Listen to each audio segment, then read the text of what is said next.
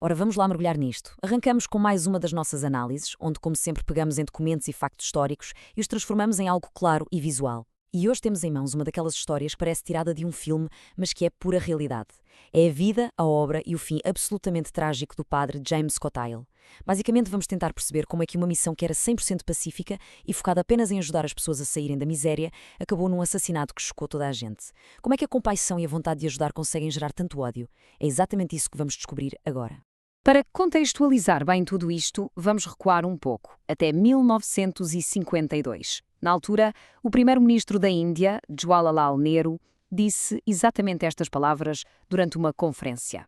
Ele estava, no fundo, a reconhecer e a elogiar o trabalho gigantesco daquelas pessoas que largaram o conforto das suas casas para irem ajudar nas zonas tribais. Isto é super importante para percebermos o cenário. Mostra-nos que este esforço não passava despercebido, era reconhecido ao mais alto nível do país. E na nossa análise de hoje, vamos focar-nos num homem que levou esta dedicação a um nível impensável, fazendo o sacrifício máximo por esta mesma causa. 70. Reparem bem neste número, porque este número solitário representa as excruciantes 70 horas que o padre Cotile aguentou vivo, em autêntica agonia, depois de um ataque brutal no verão de 1967. E aqui levanta-se logo a grande questão que vai guiar toda a nossa narrativa. Por que motivo, afinal, um padre totalmente pacífico que só queria desenvolver a comunidade local se tornou o alvo principal de um ataque tão frio e planeado? Bem, para termos essa resposta, temos de ir às raízes dessa história.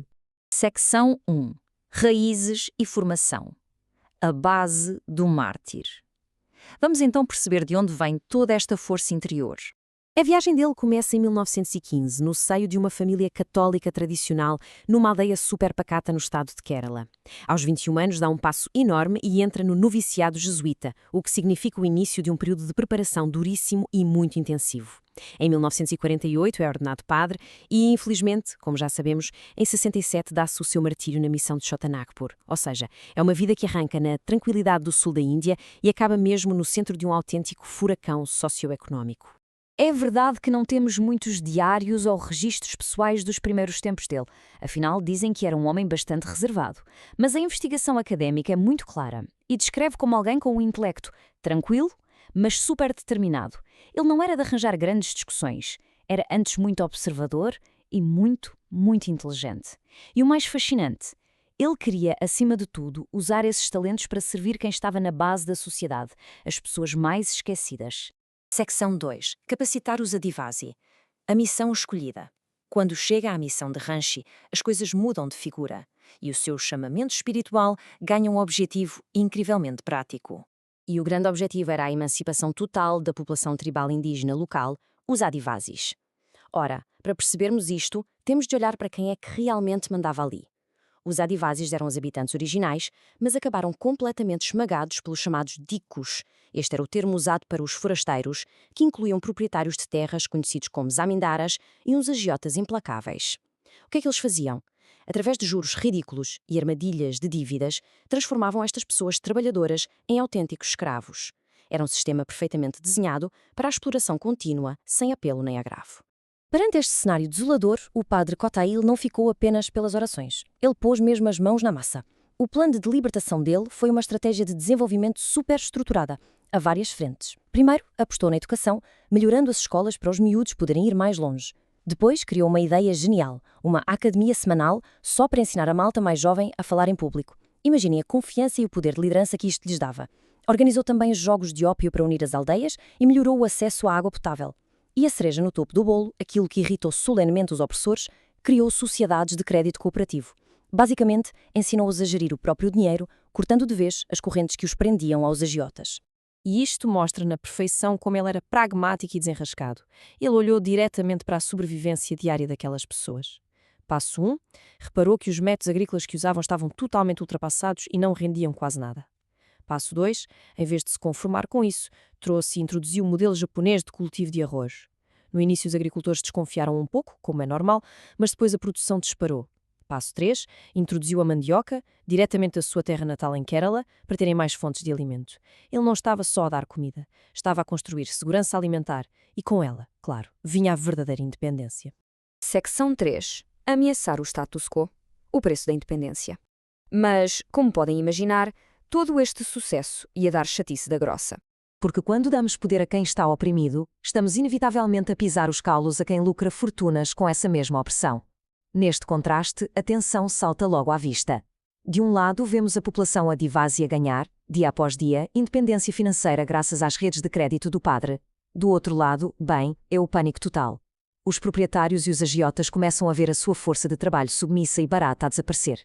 O controle estava a fugir-lhes das mãos e o alarme começou a soar, alimentando uma conspiração maliciosa para travar tudo isto. A panela de pressão explodiu mesmo com a seca terrível que atingiu a zona entre 1965 e 67. Normalmente era nestas alturas de desgraça que os agiotas faziam milhões, emprestando dinheiro a taxas criminosas às pessoas que estavam a passar fome.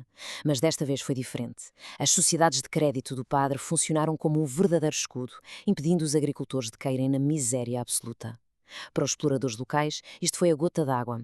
A presença daquele homem ali tinha-se tornado literalmente num prejuízo financeiro intolerável.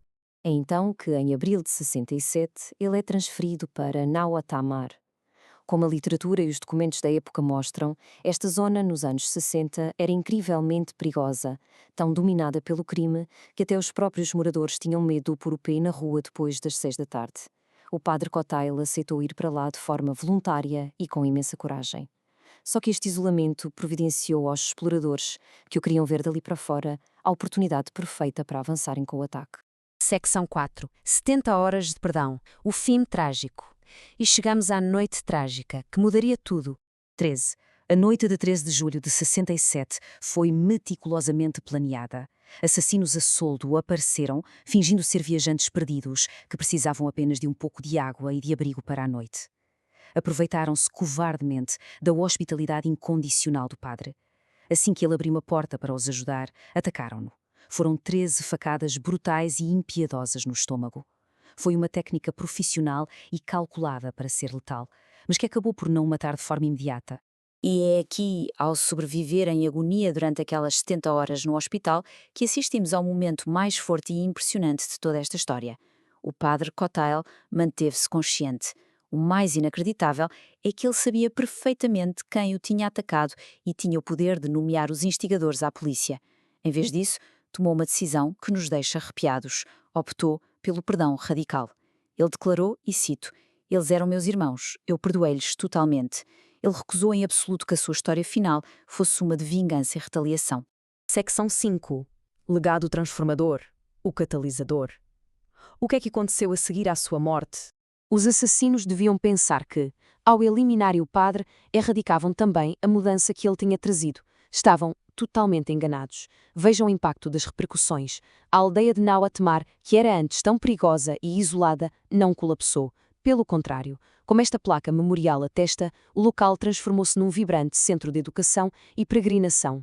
Hoje em dia, abriga milhares de pessoas e vastas instituições de ensino. O sangue dele não foi derramado em vão. As sementes do desenvolvimento ganharam raízes imensas e inquebráveis. E este reconhecimento do seu trabalho não foi apenas local ou uma coisa passageira. Reparem neste carta oficial do arcebispo de Ranchi, escrita muitas décadas depois, a assinalar o centenário da sua paróquia de origem. Isto valida de forma permanente e institucional a visão única do padre Kotail, a ideia de que cuidar das pessoas não é só uma questão espiritual, mas exige dar-lhes as ferramentas socioeconómicas vitais para se protegerem e se erguerem. Mas talvez a maior resposta a quem encomendou a sua morte esteja mesmo nos números. Após a tragédia, assistiu-se a uma explosão brutal no número de vocações religiosas locais, tanto em Chotanagpur como no seu estado natal. Dezenas de jovens olharam para o seu heroísmo e decidiram dedicar também eles as suas vidas ao serviço das comunidades. Longe de intimidar as pessoas, a violência dos opressores teve o efeito contrário. Apenas multiplicou a quantidade de gente disposta a continuar o trabalho que ele tinha começado. O tiro saiu completamente pela culatra. Fechamos assim a nossa análise de hoje, e acho que os factos nos deixam uma reflexão inevitável. O que é que realmente acontece quando uma missão focada na capacitação sistémica bate de frente com violência direcionada? A história revela claramente que a exploração violenta tentou silenciar o progresso, mas acabou por amplificá-lo de forma estrondosa. Será que o verdadeiro poder, o poder que dura, vem de manter as pessoas presas pelo medo e pela exploração económica? Ou advém do sacrifício altruísta, capaz de perdoar, que decide custe o que custar e levar toda uma comunidade? Fica aqui esta grande lição sobre o legado extraordinário do padre James Kotail, um homem que nos mostrou que não é preciso retaliação para vencer as trevas. Até à próxima.